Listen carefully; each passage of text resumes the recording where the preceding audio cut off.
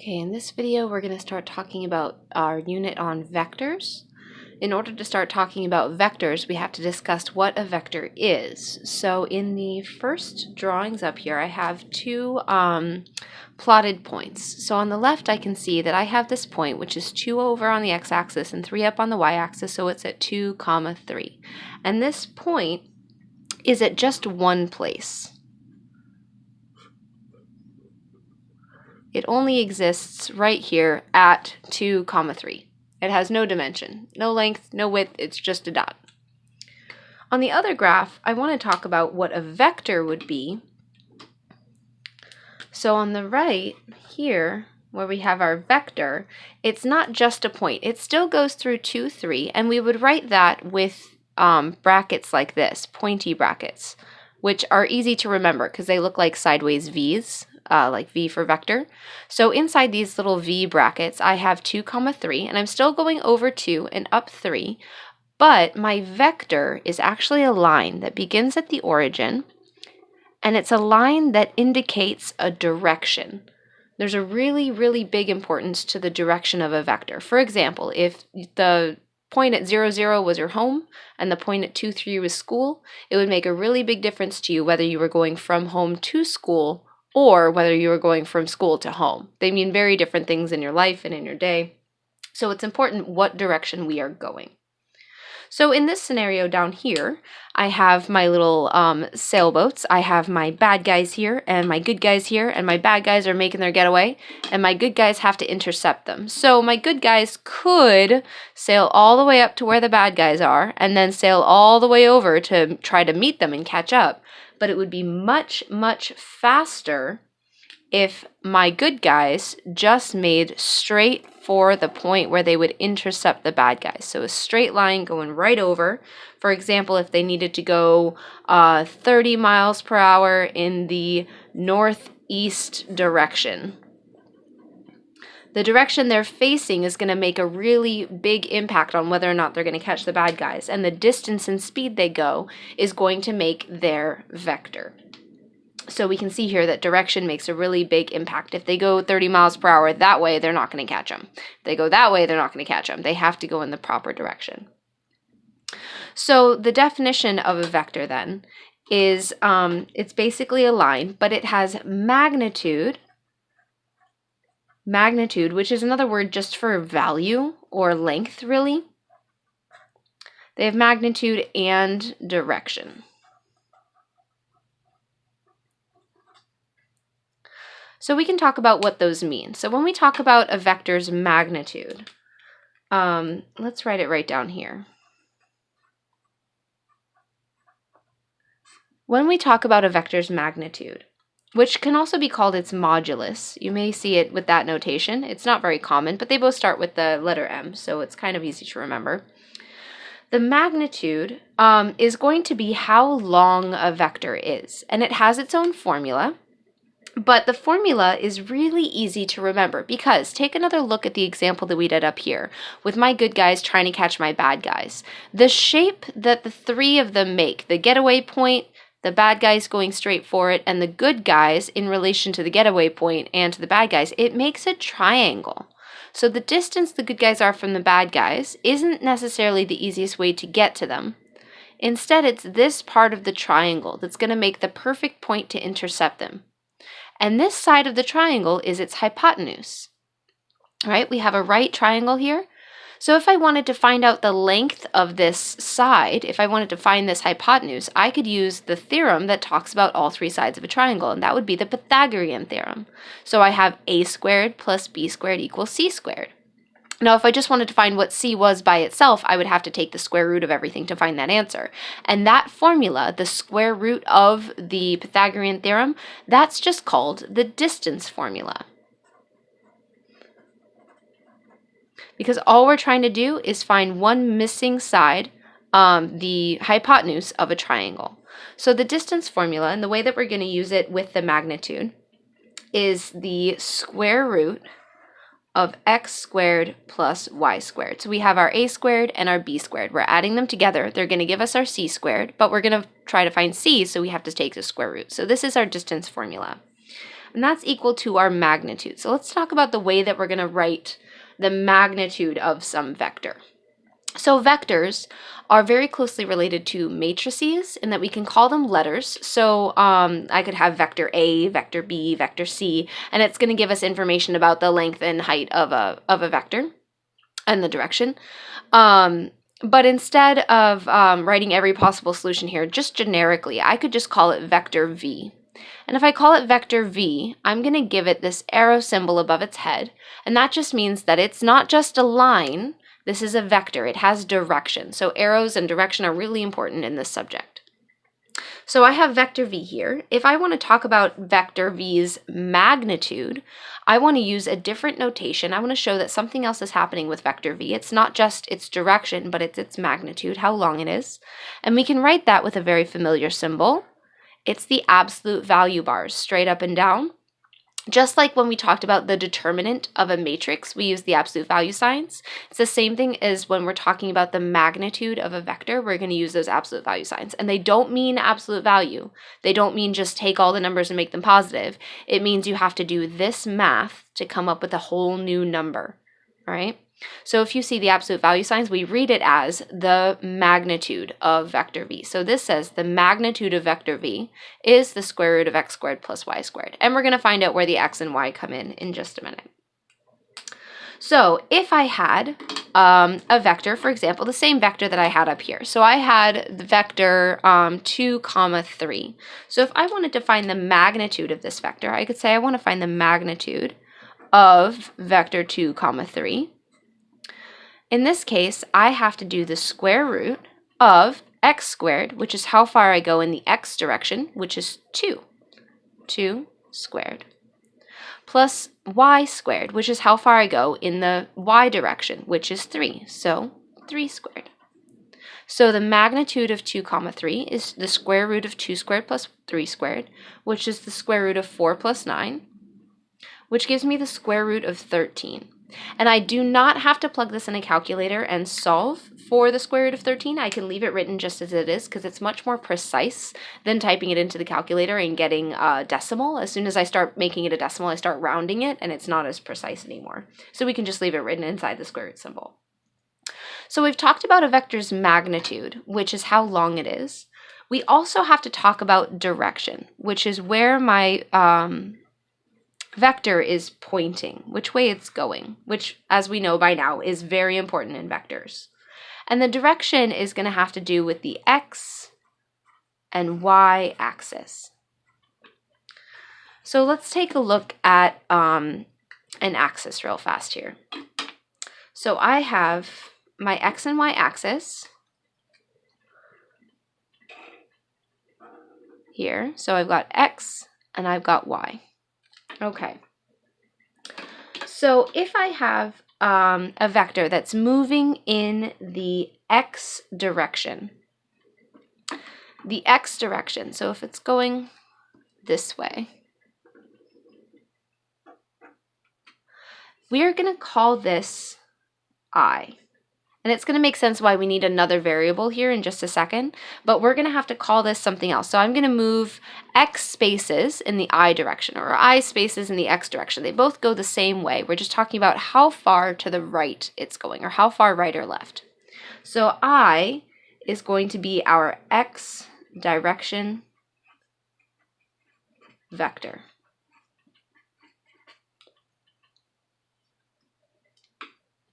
So that talks about side to side. We also have to talk about up and down. So if I'm moving on the y-axis up and down, like so, I'm going to call this my j.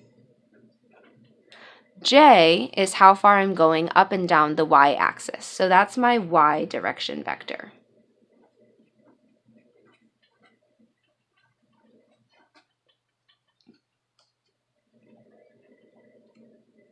And we have a notation when we talk about these vectors. The way that we write our vectors if we're not graphing them.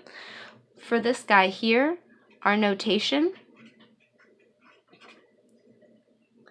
For my vectors, if I move a certain number of units in the x direction, for example, I've been using this vector 2, 3. So I know graphing it, it's going to look like this. I go over 2 and up 3.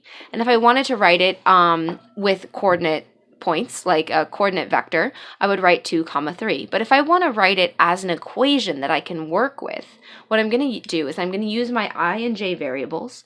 I'm going to call this 2i, because I've moved 2 spaces in the I direction, plus 3j, because I've moved 3 spaces in the j direction. All right. If we want to talk about the generic way to write these, let's talk about that.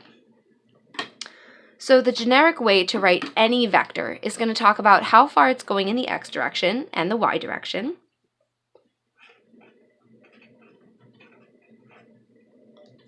So I'm going to be moving x units in the I direction, because they go the same way.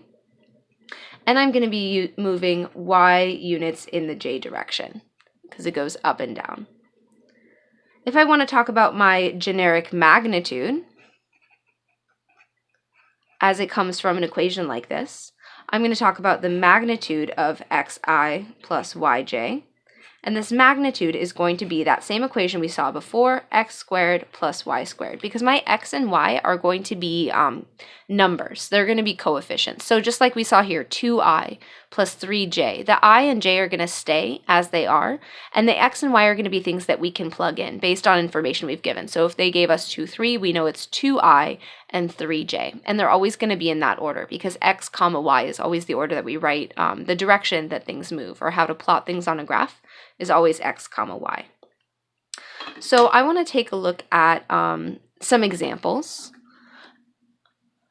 So if we look at just a very basic example of how to draw a vector based on some information. So let's say that I have the vector, and it doesn't matter what this is. Let's say I have the vector 4, 2.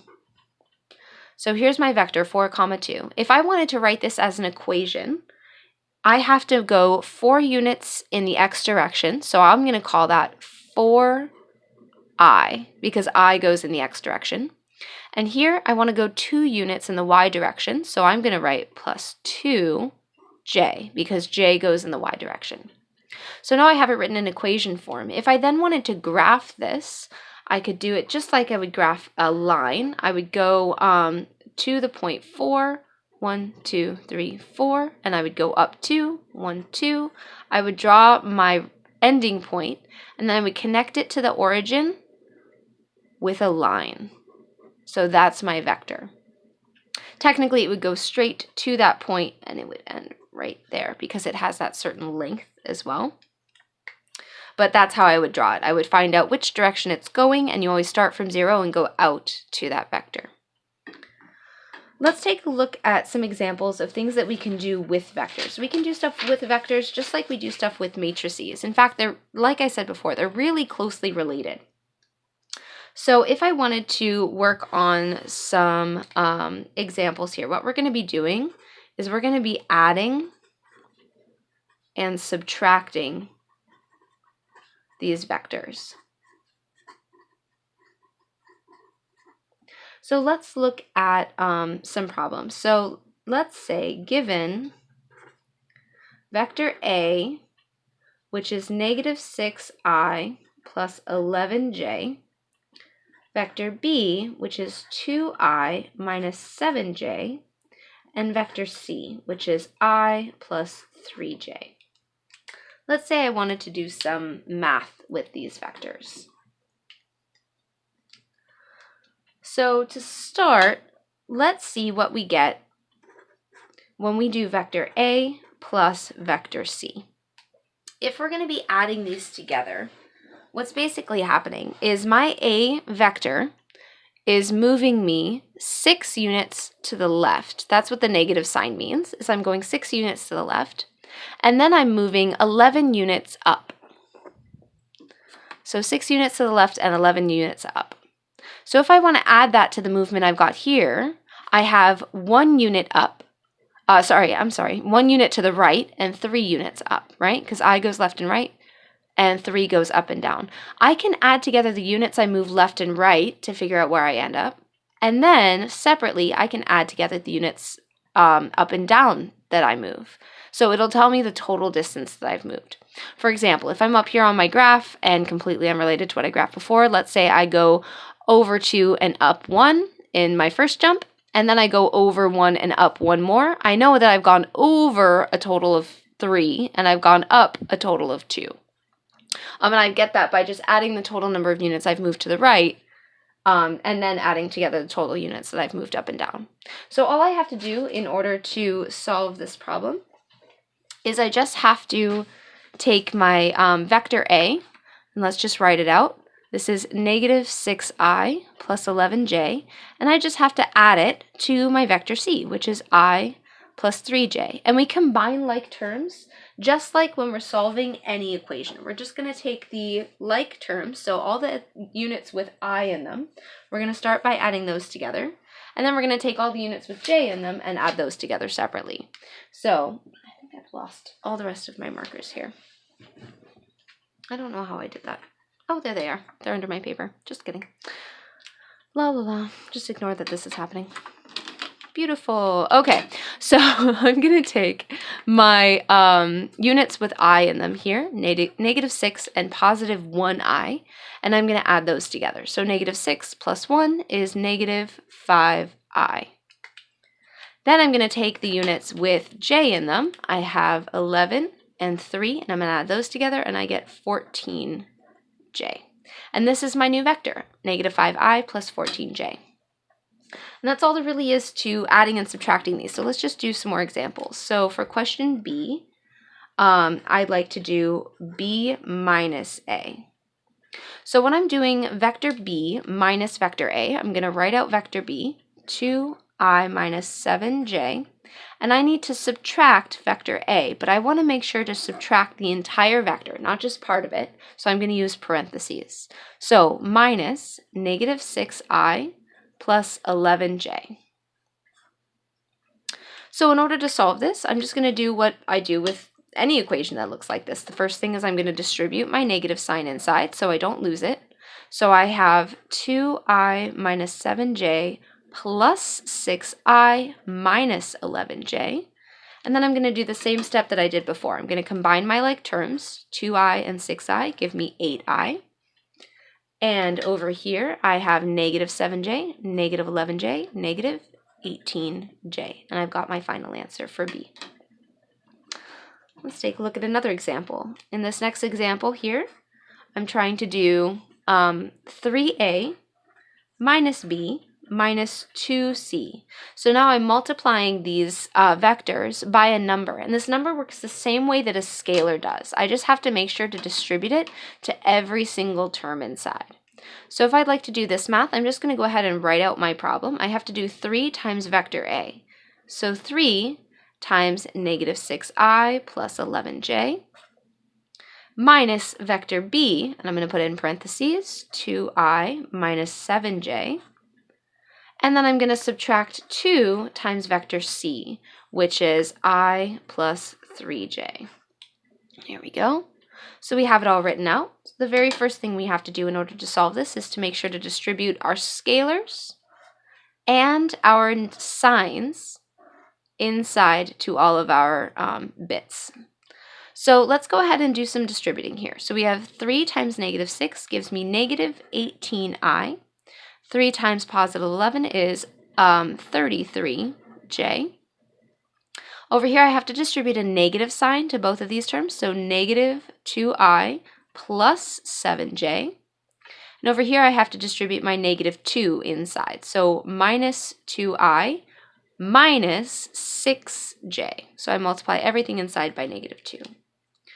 Now that we've distributed, we have to combine like terms. So we're going to find everything with I. So negative 18, negative 2, and another negative 2. That gives me negative 22i. And then we take everything with j. So we have positive 33, positive 7, and negative 6, and we'll combine those. The easiest way to do that is to start with your positive 7 and negative 6, combine those to just get positive 1, and add it to your 33. So this is 34j. That's it for question C. Let's move on and take a look at question D here. Question D says we have 4c plus a. So to solve this guy, we're going to start taking the number 4 and multiplying it by vector c, I plus 3j. And then we want to add vector a, which is negative 6i plus 11j. So let's distribute our scalar out front. Let's distribute this 4. It's going to go inside to both terms. So we have 4i plus 12j. And here we have nothing to distribute, so we can just take away our parentheses. So we have plus negative 6. I'm just going to rewrite that as minus 6i. And we have plus 11j, which is just plus 11j. Now I'm going to combine some terms. So positive 4i minus 6i is negative 2i. And then here I have plus 12j and plus 11j. If I add these together, I end up with plus 23j. All right, we're getting close. We're going to do just a few more examples. Just one more example of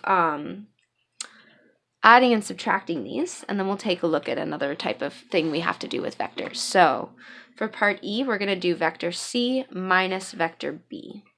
So we're going to start with vector c, I plus 3j, and we're going to have to subtract vector b, 2i minus 7j. And it's really important because we want to subtract this entire vector, not just the first term. It's really important to get those parentheses in there. So to start solving this problem down here, we're going to have to distribute our negative sign inside. So we have I plus 3j minus 2i and plus 7j. Really important to distribute there. Then we can go ahead and combine our like terms. So negative 2i and a positive 1i is negative I. And when we take our 3j and 7j and add them together, we end up with plus 10j. So that's examples of adding and subtracting these scalars. Let's go ahead and take a look at a couple of examples of finding our magnitude of scalars. Of vectors. So let's take a look at some examples of finding magnitude of vectors. We're going to use those same vectors we did before. Let's go ahead and, you know what? I'll just put this up here so it'll be easy to see. It's a lot easier doing this with a smartboard. There we go. So we have A, B, and C. Those are still our vectors. And I would like to find some magnitudes. So let's start with this one. We'll call this question F, right where you can see it. There we go. We're getting there. Okay, so I'd like to find the magnitude of vector B plus vector C. In order to find the magnitude of this vector, first I have to start by adding them together. So first I'm going to do B plus C and figure out what that is. Once I've got that, then I can find its magnitude. I'm going to make sure this is straight for you. Okay, so vector B is 2i minus 7j, and vector C is I plus 3j. So in order to find what those are, I just have to add their common terms. So 2i plus I, that's 3i. Negative 7j plus 3j is negative 4j. So this is our resultant vector, and we want to find its magnitude. In order to find its magnitude, we have to use that formula. The magnitude of b plus c is the magnitude of 3i minus 4j, which is the square root, remember it's that distance formula, of 3 squared, the coefficient in front of I, plus the coefficient in front of j, which is negative 4 squared. So all we have to do is simplify this, and we have our magnitude. So this is the square root of 9 plus 16, which is the square root of 25.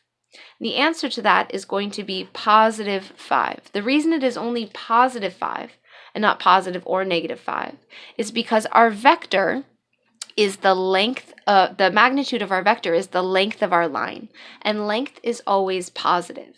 Now, I could be moving 5 units in the south direction or in the negative direction, and that would be determined by the signs inside on my I and j, not determined by the signs here. In fact, that's one of the reasons why they're squared and then square rooted, because we only want a positive number for an answer.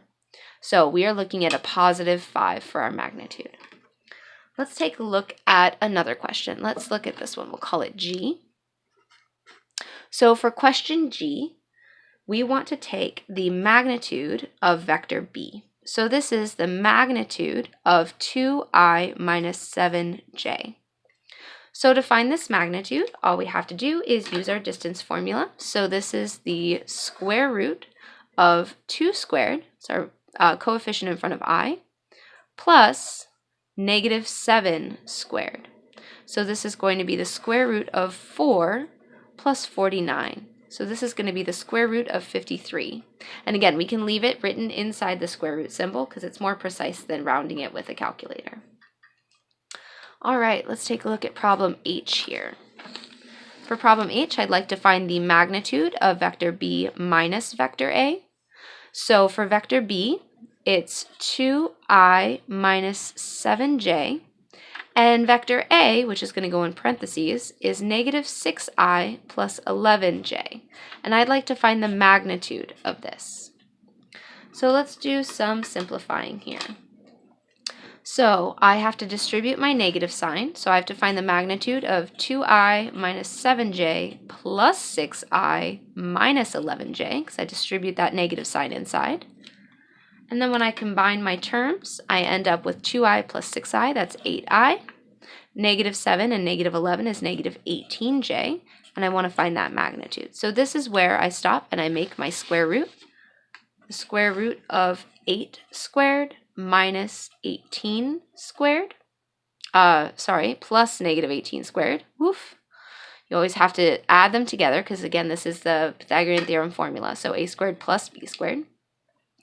And this is the square root of 64, and then we have 18 squared, which is a really gross number, which I don't know off the top of my head, so let's find out.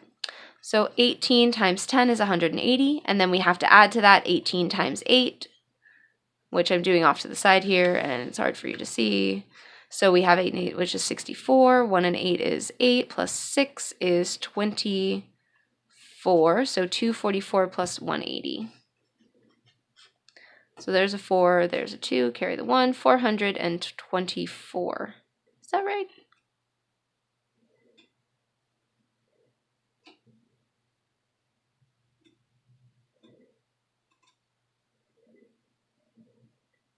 Oh, it's 14. That should be a 1. That should be a 1.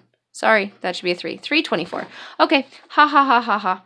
Plus 324. See, I can teach you guys pre-calculus. I'm really bad at arithmetic. It's kind of funny. They give us calculators. It's a weakness. Always practice your arithmetic, guys. Okay, so we have the square root of 64 plus 324, which is the square root of 388, which is not a pretty number. It's not a round number, so we can leave it written inside the square root. So that was fun. Let's do one last example of finding magnitude. So finding magnitude here, we have question I. We're trying to find the magnitude of A minus C. So vector A, which was negative 6i plus 11j, and we want to subtract vector C, which is I plus 3j. And this is our last example. So to start this guy, I have to start by distributing my negative sign because I can't do anything until that negative sign's out of there. So we're going to distribute that guy. So we have the magnitude of negative 6i plus 11j minus I minus 3j. And then we just have to simplify that. So when we simplify here, we end up with negative 6i minus I. So that's the magnitude of negative 7i. Plus 11j minus 3j is plus 8j. And when we find this magnitude, we're going to use that distance formula, and that's going to tell us that our magnitude is the square root of negative 7 squared plus 8 squared, which is drum roll, the square root of 49 plus 64, which is the square root of 4 and 9 is 3, carry the 1, it's 11, 113. There we go. And that's not a round number, so we can't take that square root easily, so we're just going to leave it written right like that. So there is homework on this subject. It is up on Canvas. It's going to be due on Thursday.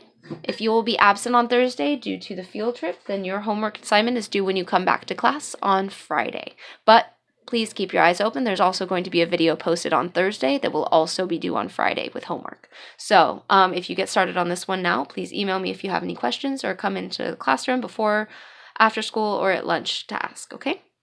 Thanks very much, guys.